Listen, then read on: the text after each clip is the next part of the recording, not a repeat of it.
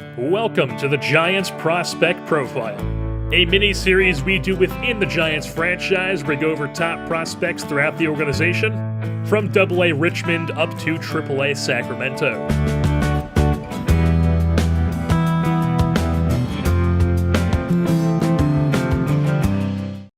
And next up on our list of prospect profiles is the third baseman slash first baseman slash right fielder, Gilberto Fuentes. He bats left-handed, he throws right-handed, he is 22 years old, he stands 5 foot 11 inches tall, and he weighs 236 pounds. He was actually our 10th overall pick in the previous year, 2019 MLB entry draft out of the state of Ohio. As far as Fuentes' ratings go, he is a very good hitter. That is his number one skill, his number one tool. He could very easily develop to be the best bat on our team, if not the best, one of the best left-handed hitters throughout the league. He's already got a 77 contact, 68 power versus right-handed pitching with a 55 and 47 against lefties.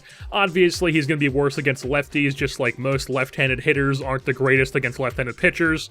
And he's also got 65 vision, 73 discipline, and 68 clutch. So those stats where he's going to be hitting well, he's going to make contact regularly, he's going to walk a decent amount, and he's going to be able to drive people in. All those are quite high as well. And obviously, these ratings are not going to stay where they're at, as he is a 22-year-old B potential. So he is going to continue to go get better, and if he continues to hit like he's been hitting, he is going to get a lot better. He started 2020 in AA. I don't have his AA stats in front of me. We did show them in the most recent minor league update video, though. But in AAA, since being called up, he has 110 at-bats, he has 4 home runs, 4 steals, and he's slashing .309, .417, .473. That's an .889 OPS. And he's walked more than he's struck out. He has 20 walks and only 15 strikeouts, which is definitely something you like to see. And he's been like that at both levels throughout the organization so far in this season, so he's really showing that he is a very good hitter at really any level he's going to be at. The question is, do we want to call him up to the big leagues quite yet, which we'll get into a little bit later in this episode. He's also got good speed for a big guy. He is a big guy. He's a husky player. He's not fat, but he's a big guy. He's thick. He's got 63 speed, 48 steal, 68 base running aggression, so he can swipe a few bags here and there. He's got no problem running the bases. His durability, that's fine. It's not the greatest. It's not 95 durability, but he's not going to be getting hurt left and right with a 74 durability either.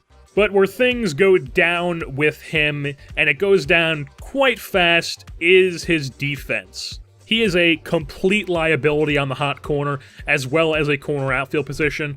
And I mean, technically he can improve, because like I said, he is 22 years old, B potential, and his other stats are going to go up quite a bit.